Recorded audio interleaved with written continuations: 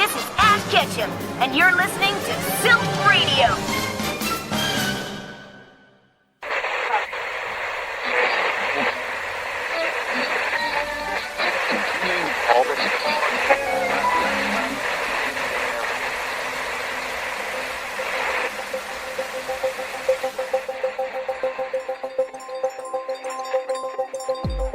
Yeah, let's jump in. His name's Brock.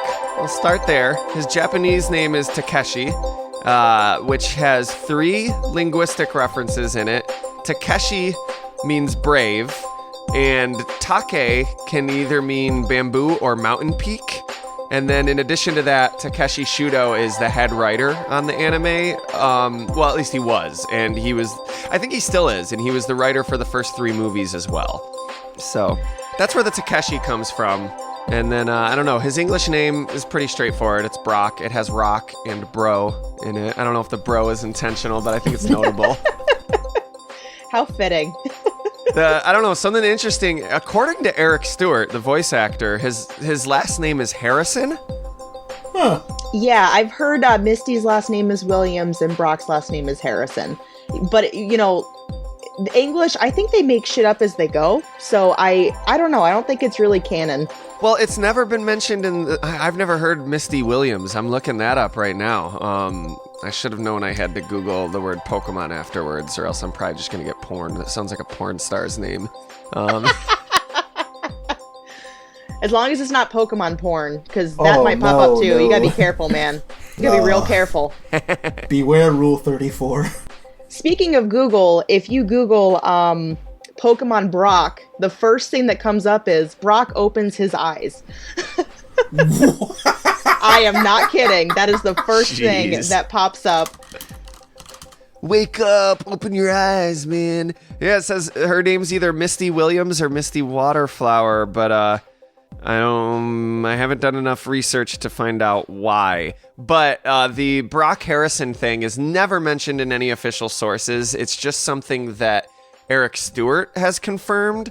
So perhaps that was like some decision that was made in the like 4Kids offices, like the translation offices, where like, you know, they're putting together their licensing material and they had to come up with these characters' names, and they, you know, maybe at one point said Brock Harrison and then just never used the Harrison and never filed the trademark or anything. I don't know. That's my best guess. Never forget.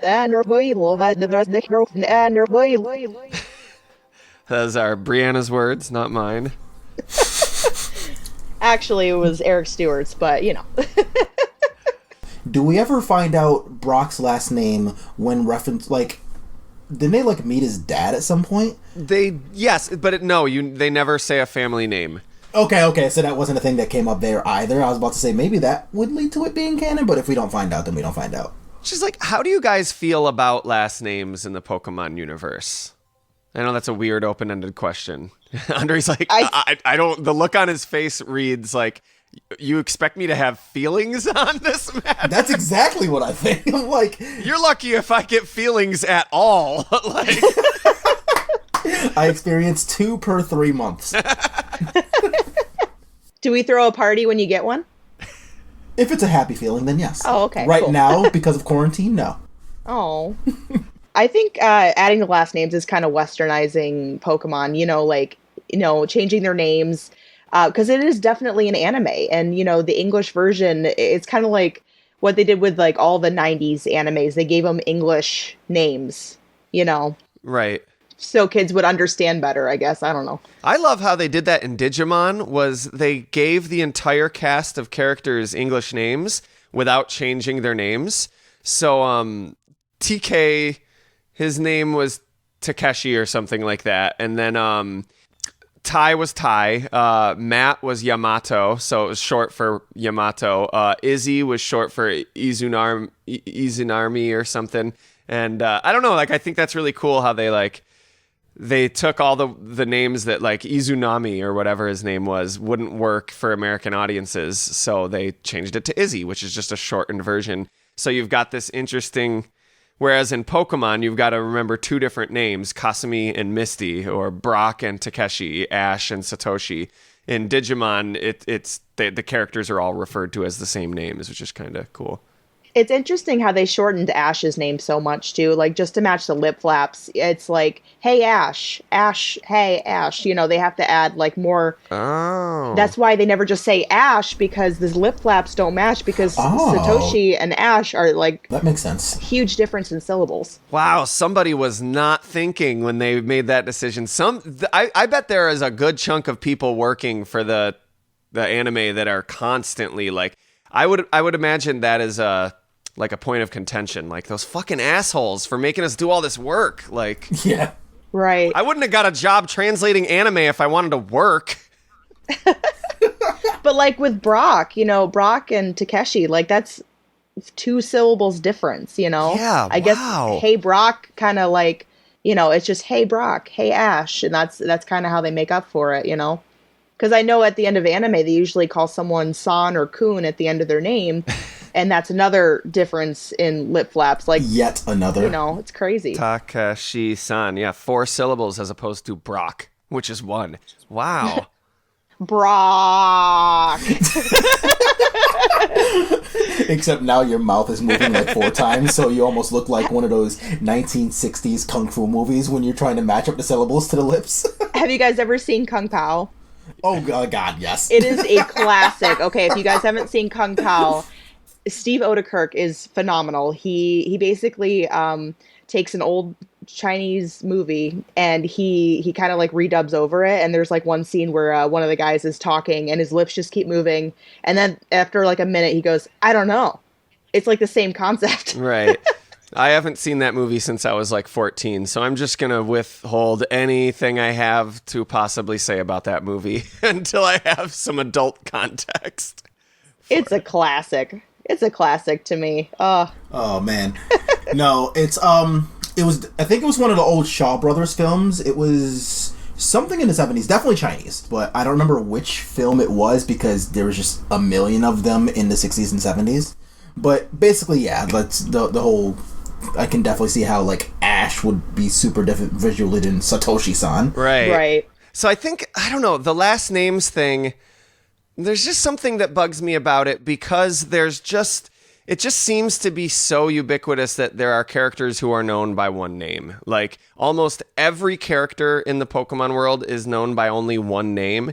You've got Bill, you've got Lance, you've got Misty. So like all these Giovanni, like none of these characters are talked about on the news with 2 names. And I know you can make the argument that it's like, well, it's a video game and they're, you know, that's shorthand for like you watched the news. It doesn't mean that you should think that that's how the news exclusively sounds when you watch it in the universe. It could just be the 2 sentences they decided to show you in this video game. You know what, though? I think the reason they gave Brock and Misty last names is because Ash is Ash Ketchum. Right. He does have a last name, and it is mentioned on the news. So I think that's why they ended up doing that. Exactly. Just in case they are mentioned on the news at some point. I think that was their reasoning behind it. Yeah, and that I think is where it is, because Ash Ketchum like is just like a name. They came up with that name for the main character. But then, even if you set that aside, there's Professor Oak, which I think is the most problematic thing with this, is because you're like, well, fuck, his name's Professor Oak. So then his grandson would either be Blue Oak or Gary Oak or Green Oak, depending on what continuity. And then that means that their last name is Oak, which is this whole... I don't know. I just feel like it's...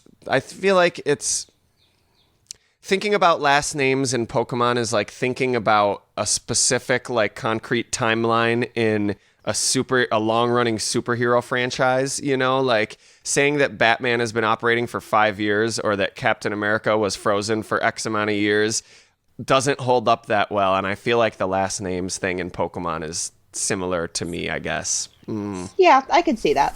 Okay. It makes sense, and at the same time, I can understand how it's just another one of those things that's like ridiculously Americanized. Yep. As far as adding last names to things go, because I assume for 2 reasons. Just in a country like Japan, where honorifics are a thing, you just already refer to somebody by one name and the honorific. Here, so many people have similar names that last names here are very common. Like, you're definitely not going to be the only Nathan in a room of 50 people. Right. So, like, having your last name exist in a conversation is probably really normal here, but that's not a thing over there. That's probably another one of those things that just kind of got added into that decision for the American version. Yeah, and the fact that surnames come first in Japanese as well. So, like, I think a lot of times, too, like, it can be confusing if you're not... When you're reading something that's been translated and you're reading about... Rather, I guess, reading about something that's been translated, it can sometimes be difficult to determine... Like, when I was looking into Digimon, for example, and the characters' names in Digimon... There are certain points where they shorten the character's last name to create their English name, and other points where they use their first name, and it's I don't know, it's oh, that's just weird. Right, it creates a whole nother like layer of confusion. Yeah, I don't like that one at all. That sounds awful.